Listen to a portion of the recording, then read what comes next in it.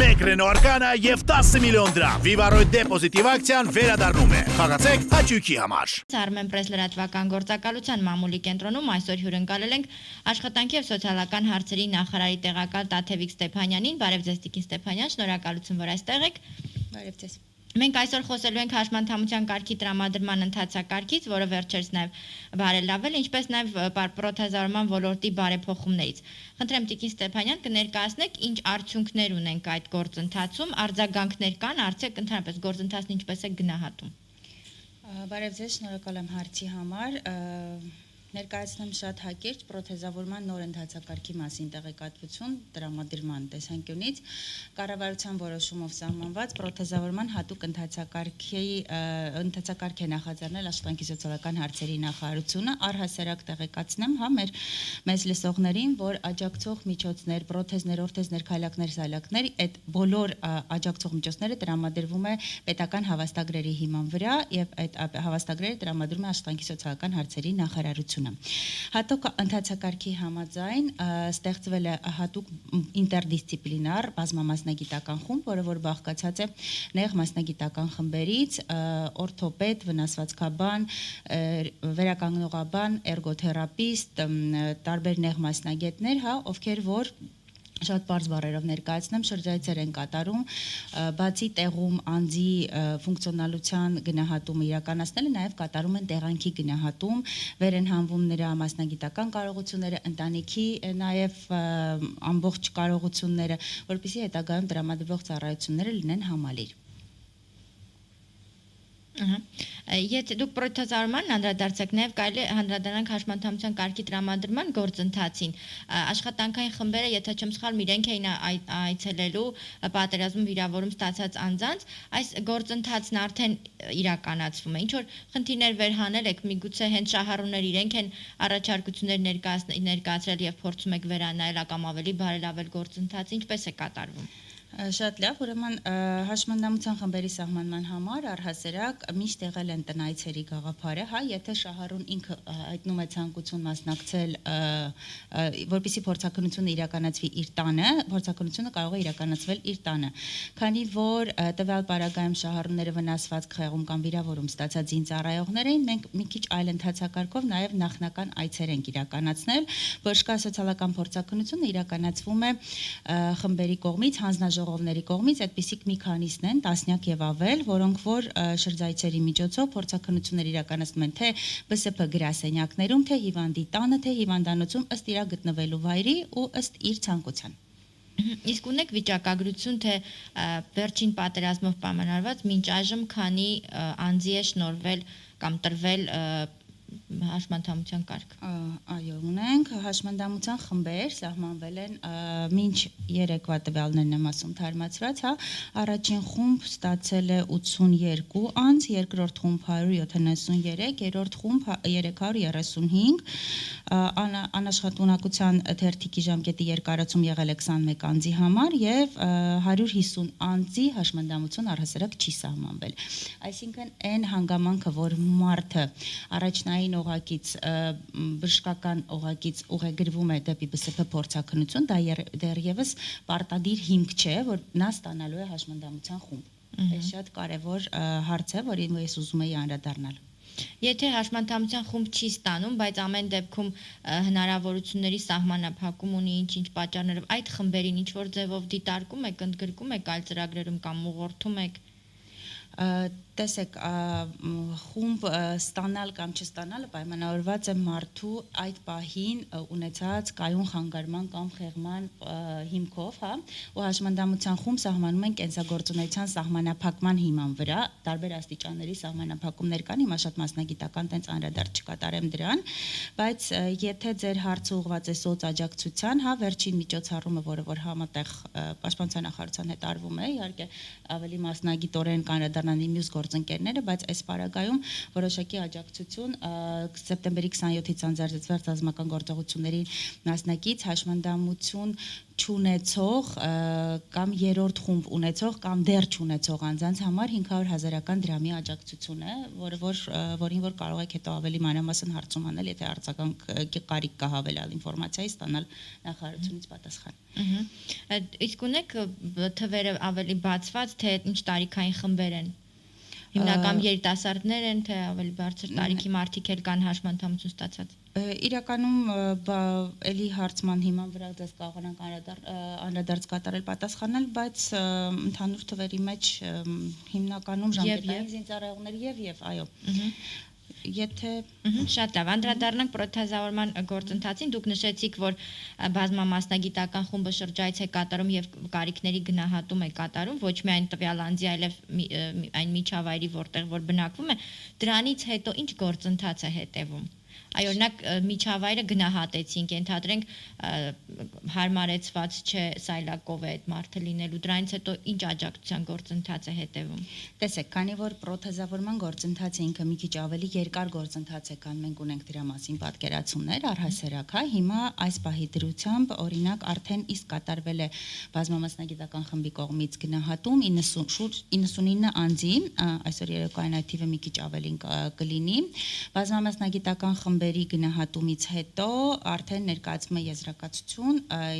երբ որ ինքը առաջնային բժշկական օղակից արդեն գալիս է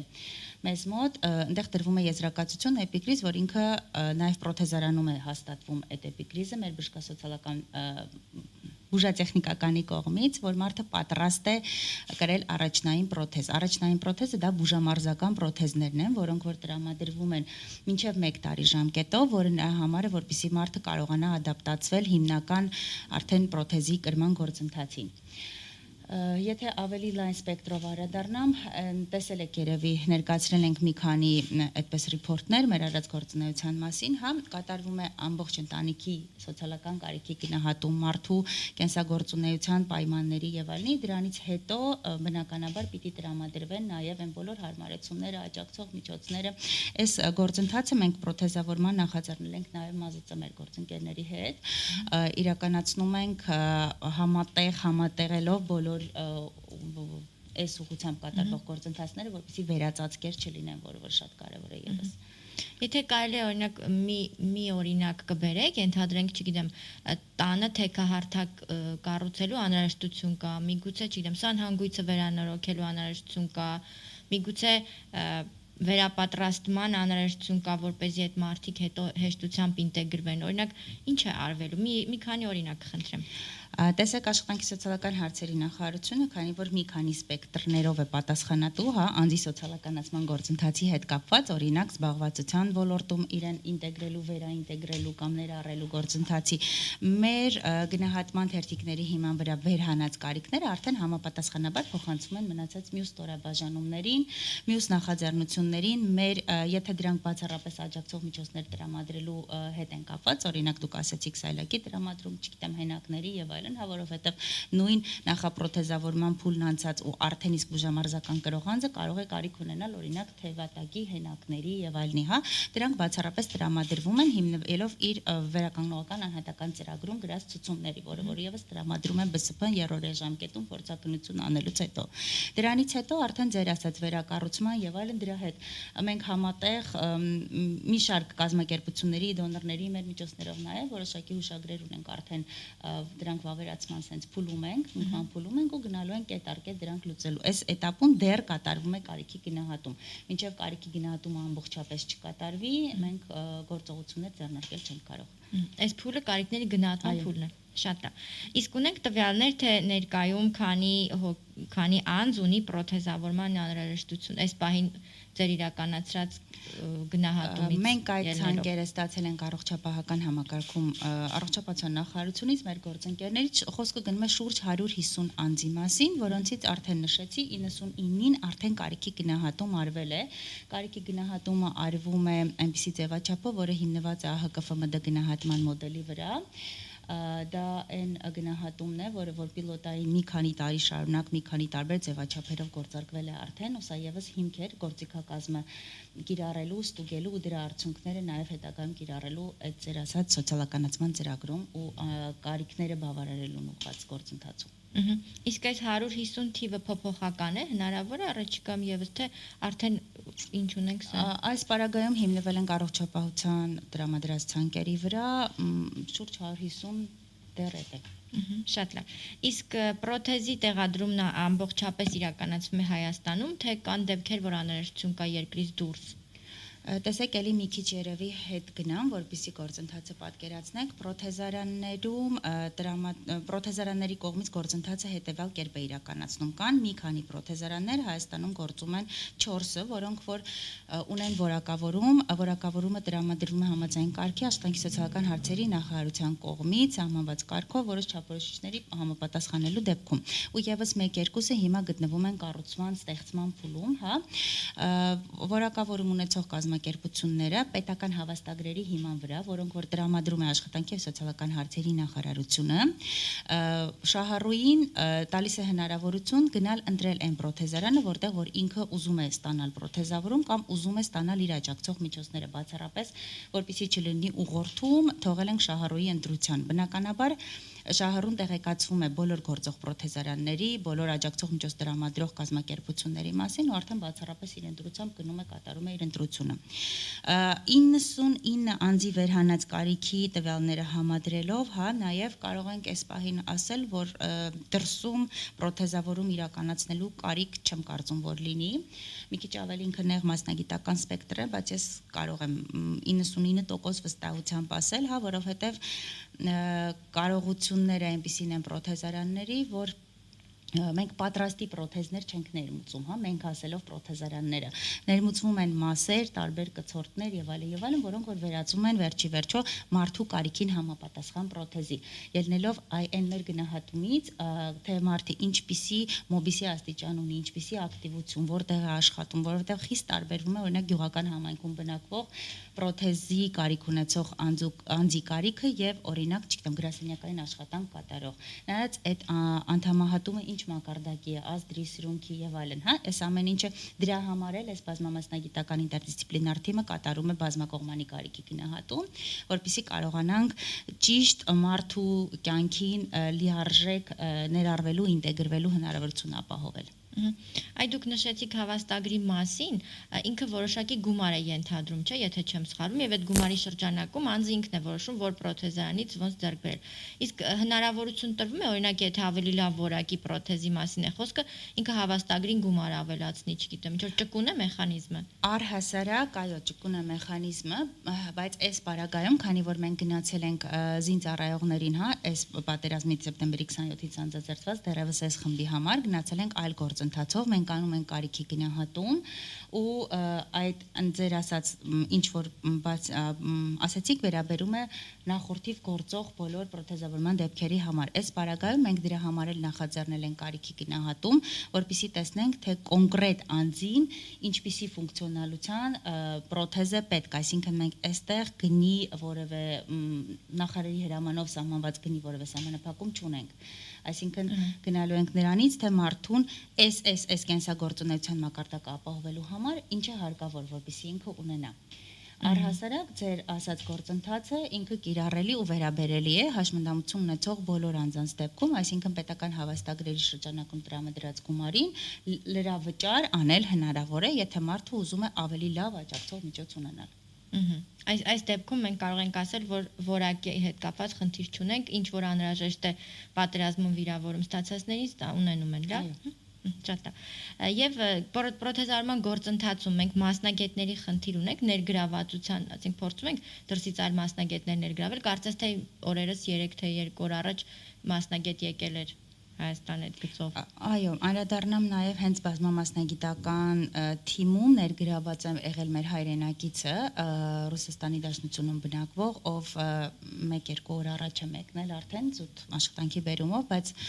ներգրաված է եղել հենց կարիքի գնահատման գործընթացում, որպեսզի դաշտը ուսումնասիրի եւ մեզ ալտերնատիվ այլ տեսակետ առաջարկի,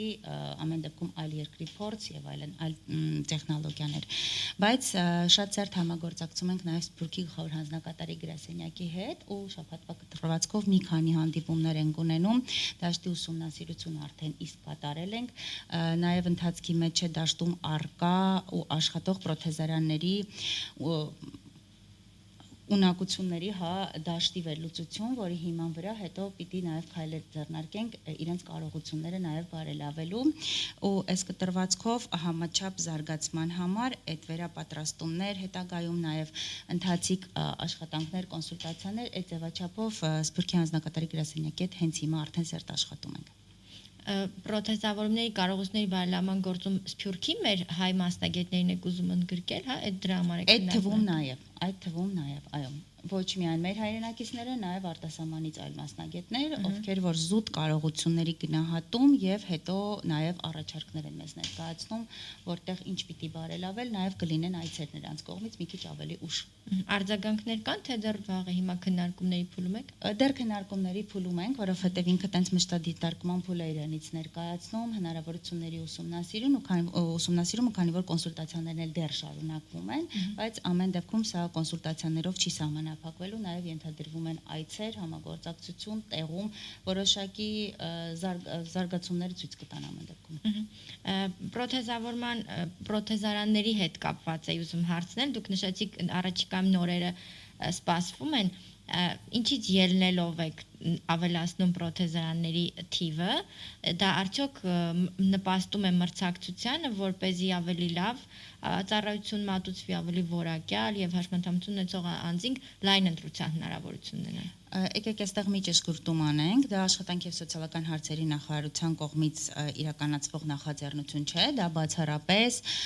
բարեգործական կազմակերպությունների կամ բիզնես սեկտորի նախաձեռնությունն է, քանի որ իրենք այս համակարգում աշխատանքի սոցիալական հարցերի հետ միայն գործընկեր են, հա, այսինքն իրենք ծառայություն են տրամադրում մեր կողմից տրամադրված հավաստագրերի շրջանակներում, այսինքն դա մեր նախաձեռնությունը չէ, եւս 1, 2, 3 պրոթեզարան ստեղծել, բայց եթե մարդիկ ստեղծում են, բնականաբար դա բերելու է դաշտում ավելի լայն հնարավորություններ, ինչից միայն շահառուն է շահելու։ Իսկ այս փուլում պատերազմից հետո, երբ որ իրականացվել է կարիքների գնահատում, պրոթեզավորում, հաշմանդամության կարգի տրամադրում, շահառուներից եկող առաջարկներ, դժգոհություններ, ինչ եք ունեցել։ Իրականում կարիքի գնահատման փուլում բավականին տենց սերտ շփման հնարավորություն են ունենում բազմամասնագիտական թիմերը, հենց շահառուի հետագայում նաև ծառայություն ստացողի հետ, հա, ու մոտավորապես 1 անձի տանը միջավայրում իր անցկացրած ժամանակը տևում է 2-2.5 ժամ, որի ընթացքում նաև որոշակի հարցեր են պարզաբանվում, մեր այլ գործընկեր գերատեսչությունների հետ կապ հաստատելու, հարցեր վերաուղղորդելու եւ այլն։ Մենք բաց ենք բոլոր տղաները ունեն մեր հեռախոսահամարները, հա, ես ինքս այցերին միացել եմ ժամանակ առ ժամանակ, շուտ ժամանակի բերումով չեմ կարող բոլորին միանշանակ այցելել, բայց նաև առաջարկներ, որպես այդպեսին, ճիշտ ասած, կարիքի նման լայնամասշտաբ կարիքի գնահատում, նման մոտեցում երբևէ չի եղել, ու այս ինքը պիլոտային sense նախաձեռնություն է, որը որ կարծում եմ հաջողություն է ունենալու, որովհետև ճիշտ կարիքի վերհանումը նաև հետագայում ճիշտ լուծումներ է առաջարկելու։ Տղաների կողմից միայն շատ բաց, sense լավ ջերմ վերաբերմունքի ենք արժանանում, օրերս մեր խումբը վերադարձավ նաև Ստեփանակերտից, Արցախում անդամահատում ունեցող անձանց կարիքի գնահատում էինք անում տեղում, եղել ենք գրեթե բոլոր մարզերում, մնացել է 1-2 մարզ, որը որ այս շաբաթ կարծում եմ կավարտենք այցելությունները։ Շնորհակալ եմ շատ եւ այս ուղղություններով այս հարթությունում տարվա կտրվածքով ինչ որ նորություններ, փոփոխություններ սպասվում են։ Օրինակ նշեցիք, որ պրոթեզարանների կարողություններն եք փորձելու ավելի բարձրացնել, ընդլայնել, այլ փոփոխություններ սպասվում են տարվա կտրվածքով։ Առհասարակ, ինչպես խոսքի սկզբում ասեցի, աջակցող միջոցների տրամադրումը համարվում է աշխատանքի սոցիալական հարցերի նախարարության գերակայություններից մեկը, հա, ու նաև հենց հիմա արդեն աշխատում ենք այդ շարքը ընդլայնելու, որոշակի ըստ առաջացած վնասվածքների, խեղումների պատճառով նոր գուցե աջակցող միջոցների կարիքի բացահայտում, դրանց ներառում պետական հավաստագրերով տրամադրող աջակցող միջոցների շարքում եւ այլն, այսինքն այս աշխատանքները շարունակական են ու հիմա ինչ որ հստակ բան ասել, այս պահին դժվարանում եմ։